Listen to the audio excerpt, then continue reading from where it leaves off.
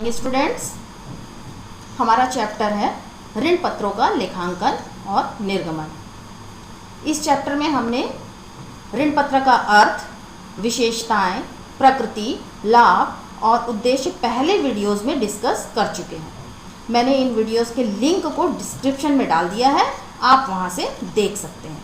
तो बच्चों, आज हम ऋण पत्रों का लेखांकन एवं निर्गमन चैप्टर का आगे का पढ़ेंगे। ऋण पत्रों के प्रकार, टाइप्स ऑफ डिबेंचर्स।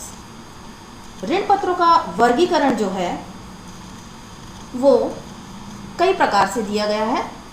इनके प्रकार को आज हम देख लेते हैं।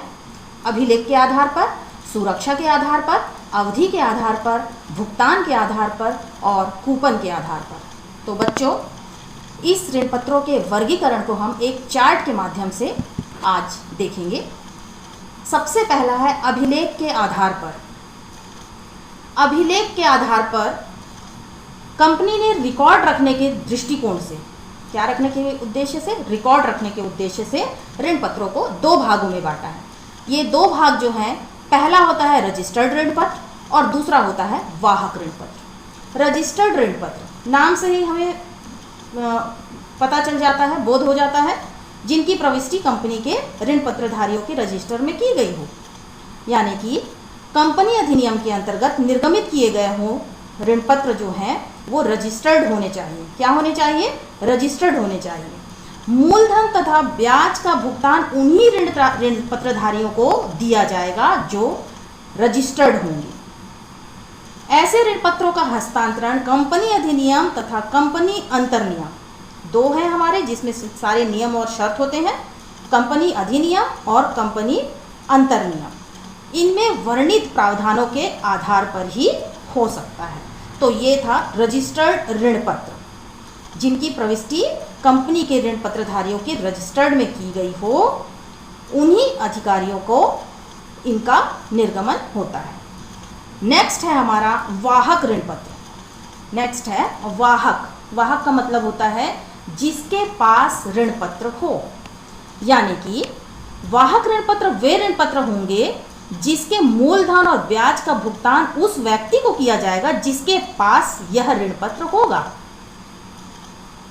कहा जा सकता है ऋण पत्रों का हस्तांतरण जो है अन्य व्यक्तियों को ऋण पत्रों की सुपुर्दगी मात्र से ही हो जाएगी। किससे? सुपुर्दगी से। कंपनी के रजिस्टर में इस प्रकार के हस्तांतरण को दर्ज नहीं किया जाता है। इसको दर्ज नहीं किया जाता, रजिस्टर्ड नहीं होते हैं। ये केवल जिसके पास होगा उसी व्यक्ति को इसका भुगतान हो जाता है। तो ये था अभिलेख के आधार पर दो भाग, रजिस्टर्ड और वाहक ऋण पत्र। तो बच्चों, नेक्स्ट देख लेते हैं हम सुरक्षा के आधार पर। सुरक्षा के आधार पर भी ऋण पत्र को दो भागों में बांटा गया है। पहला है सुरक्षित ऋण पत्र, दूसरा है असुरक्षित ऋण पत्र। सुरक्षित ऋण पत्र क्या होता है? सुरक्षित ऋण पत्र जो है वह ऋण पत्र होता है जो कंपनी की चल व अचल संपत्ति पर, चल और अचल संपत्ति पर बंधक द्वारा सुरक्षित होते हैं, प्रभार के द्वारा सुरक्षित होते हैं। तो यह क्या कहलाते हैं? सुरक्षित ऋण पत्र कहलाते हैं। ये जो प्रभार होता है ये स्थायी और अस्थायी दोनों हो सकते हैं, कोई भी हो सकता है। कंपनी अपने ऋण पत्र धारकों की भुगतान करने में असमर्थ रहती है, तो ऐसी स्थिति में ऋण पत्र धारक क्या करेगा? यह प्रभार में रखी गई संपत्ति को बेचकर अपना ऋण जो है वसूल कर सकते हैं। तो ये था बच्चों सुरक्षित ऋण पत्र। अब असुरक्षित ऋण पत्र जस्ट अपोजिट हो जाएगा। कंपनी ऋण तथा ब्याज के भुगतान के लिए कोई प्रतिभूति गिरवी नहीं रखती है और भुगतान होने की भी कोई गारंटी नहीं होती है। तो भुगतान नहीं होने की दशा में कंपनी के समापन के समय में क्या होगा? अन्य सामान्य लेनदारों के समान ही इस ऋण पत्र को माना जाएगा। तो ये था असुरक्षित ऋण पत्र। नेक्स्ट हम ले लेते हैं बच्चों अवधि के आधार पर। अवधि के आधार पर भी ऋण पत्र को दो भागों में हमने बांटा है, शोध्य ऋण पत्र और अशोध्य ऋण पत्र। पहले देख लेते हैं शोध्य ऋण पत्र। शोध्य मतलब एक निश्चित अवधि में समाप्त होने पर या निश्चित अवधि के अभाव में दोनों दिया है। शर्त क्या है? निश्चित अवधि के समाप्त होने पर या निश्चित अवधि के अभाव में। कंपनी की इच्छा पर कभी भी कंपनी जो है अपने जीवन काल में इसका भुगतान प्राप्त कर सकती है। क्या कर सकती है? भुगतान प्राप्त कर सकती है। इसे हम अस्थायी ऋण पत्र भी कहते हैं।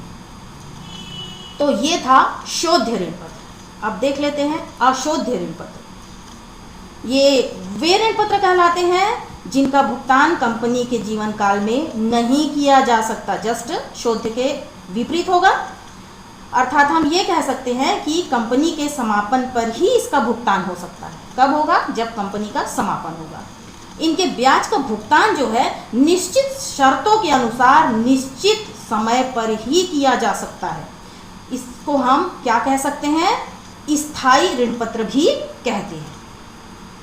तो ये था हमारा अशुद्ध ऋण पत्र। नेक्स्ट हम देख लेते हैं भुगतान के आधार पर। भुगतान के आधार पर भी ऋण पत्रों को दो भाग में बांटा गया है, एक परिवर्तनशील और दूसरा है अपरिवर्तनशील ऋण पत्र। तो पहले देख लेते हैं हम परिवर्तनशील ऋण पत्र। ऋण पत्र ऐसे ऋण पत्र जिन्हें एक निश्चित अवधि में अंशों या नए ऋण पत्रों में परिवर्तित किया जा सकता है। किसमें? एक निश्चित अवधि में। ऋण पत्रों का चलन जो है अभी इस समय जो है इन्हीं ऋण पत्रों को हम ज़्यादा बढ़ावा दे रहे हैं। क्यों? क्योंकि कंपनी को इससे क्या होता है? स्थायी पूंजी का एक महत्वपूर्ण स्रोत मिल जाता है। कंपनी को क्या मिलता है? एक स्थायी पूंजी का महत्वपूर्ण स्रोत मिल जाता है।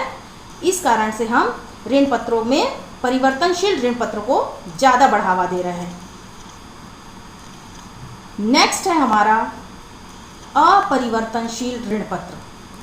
नेक्स्ट है अपरिवर्तनशील ऋण पत्र। ऐसे ऋण पत्र जिनको समता या अधिमान अंशों में परिवर्तित नहीं किया जा सकता।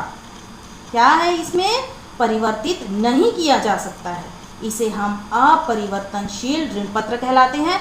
और एक बात, ऐसे ऋण पत्र के जो ब्याज की दर होती है वो ऊंची होती है। तो ये था भुगतान के आधार पर ऋण पत्र। नेक्स्ट हम देख लेते हैं, लास्ट है हमारा कूपन के आधार पर। कूपन के आधार पर भी ऋण पत्रों को दो भागों में बांटा गया है, शून्य कूपन दर और विशिष्ट कूपन।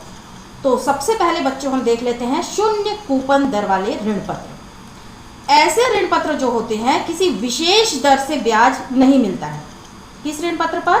शून्य कूपन वाले दर वाले ऋण पत्रों पर। उन्हें हम क्या कहेंगे? शून्य कूपन दर वाले ऋण पत्र। जो विनियोजक होते हैं, विनियोजकों की क्षतिपूर्ति के लिए प्रायः ऐसे ऋण पत्रों को हम किस पर करते हैं? निर्गमन बट्टे पर करते हैं। किसके आधार पर करेंगे हम? बट्टे के आधार पर करते हैं। तथा उसका जो अंकित मूल्य होता है और निर्गमन मूल्य में जो अंतर होता है, ये अंतर ही जो है वो क्या कहलाएगा? ऋण पत्र की अवधि का ब्याज कहलाता है। तो ये था हमारा शून्य कूपन दर वाले ऋण पत्र। अब देख लेते हैं विशिष्ट कूपन दर वाले ऋण पत्र।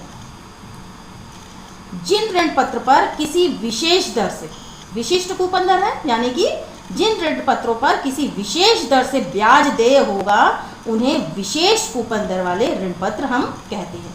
यह कूपन जो है वो स्थायी भी हो सकता है, अस्थायी भी हो सकता है। यह प्रायः बैंक दर से जुड़ी हुई होती है।